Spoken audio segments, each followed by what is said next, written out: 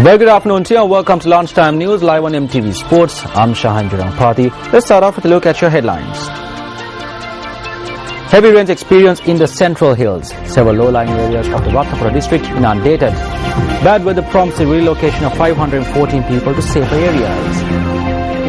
Landslide warning to 5 districts still in effect. The US President says he is concerned about Iraq and doesn't rule anything out when it comes to helping Iraq deal with insurgents.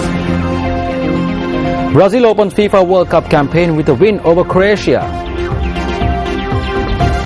Well, here are those stories in detail. Inclement weather conditions have left people in several areas of the country severely inconvenienced. Noor Elia District Secretary DPG Kumar Sethi said that 514 residents of the district have been relocated due to the inclement weather. Meanwhile, Ratnapura District Secretary Sunil Kannangara said the floodwaters in the district is receding. Several low-lying areas in the vicinity of the Ratnapura city were inundated since midnight yesterday. Our correspondent stated that several areas including Batugedara, Angammana, Veralupa, Muvagama and Devalagama were inundated.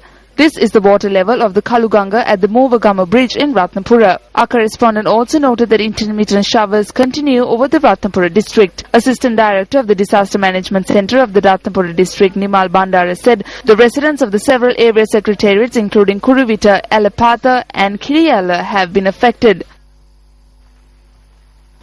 Operations along the upcountry railway line recommenced at dawn today.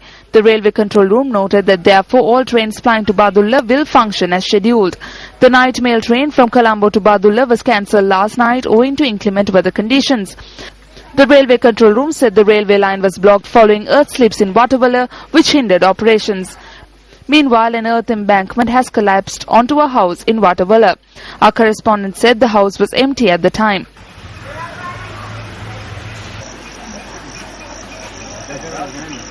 Vehicular movement along the Hatton-Colombo that was hampered due to the collapse of an earth embankment onto the road has resumed. Our correspondent said the road has been cleared.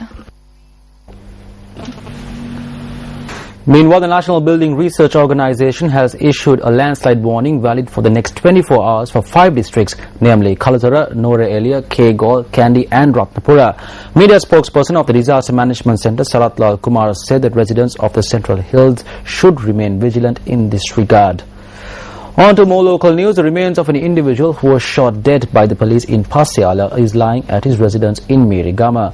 The individual, identified as 23-year-old Indika Jayasinghe and a father of 1, was killed in a police shooting in the Kitulwala area in Mirigama. According to the police, the shooting was carried out when the victim, who was travelling on a motorbike, did not heed police orders.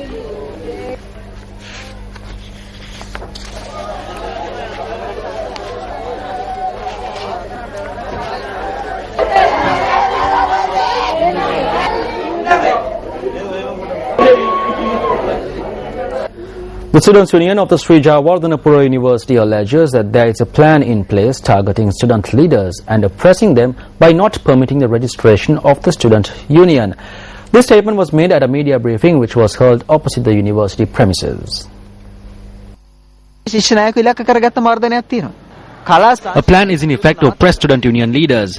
There is an oppression which is in effect to put a stop to cultural affairs, cultural items and events where students come together. They have now taken away the opportunity of 5 students to obtain a degree for life. Classes of 189 students have been suspended. Court cases have been filed against 147 students. This is the kind of oppression that is in effect in universities.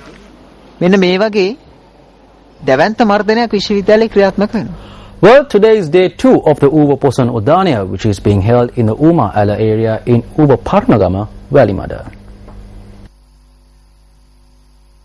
Devotees were able to pay homage to the sacred hair relics of Lord Buddha this morning, which was brought to the historic Yatiyalagala Raja Mahavihara in Kandy under the direction of its chief incumbent, Venerable Vaturu Kumbure Dhammaratana Thero.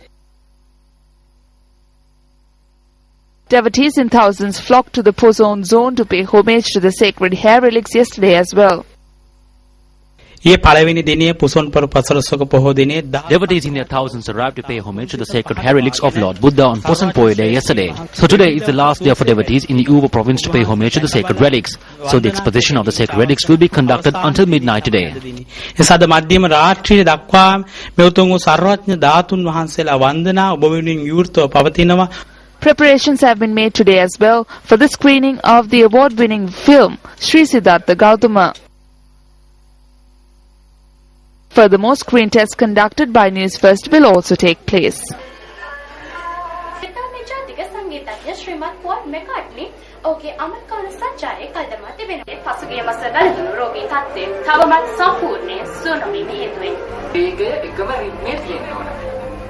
A number of events were organized across the island yesterday in view of Posan. The 86th Posan Perahera of the Sri Vimal Ratnar Vihara in Valpola took to the streets last night.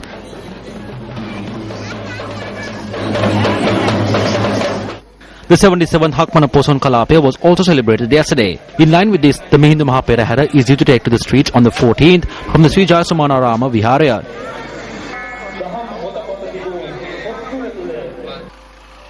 The 10th consecutive rice dancehall organized by the Polgas Ovita youth was organized at the Simbalagoda junction yesterday. A rice and ice cream dancehall was also organized along the Morotua Church Road. Songs of devotion which were sung by the Sunday school students of the Isipatanarama Vihara in Timirigasyaya was also worked off at the premises yesterday.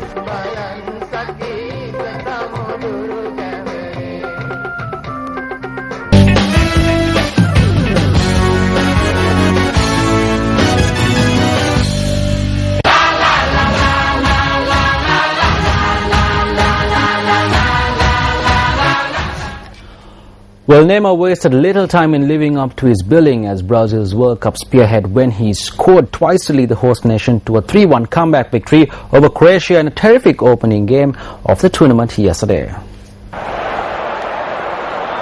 Brazil had fallen behind in the 11th minute when Marcelo diverted a low cross into his own net as Croatia played some neat attacking football.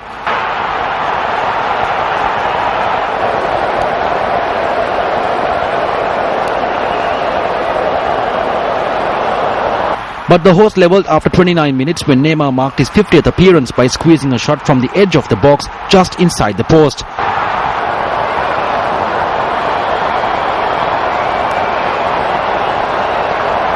Brazil gradually took control of the Group A game after the break and went ahead when Neymar converted a controversial 71st minute penalty given when Fred went down in the box under the slightest of pressure from Dejan Lovren.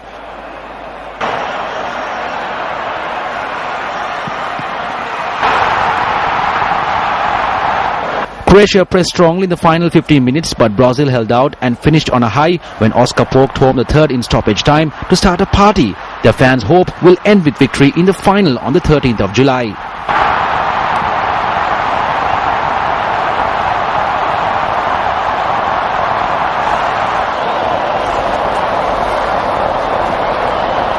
Now the Netherlands prepared for the start of their World Cup campaign with a final training session and news conference before they play Spain in Salvador today.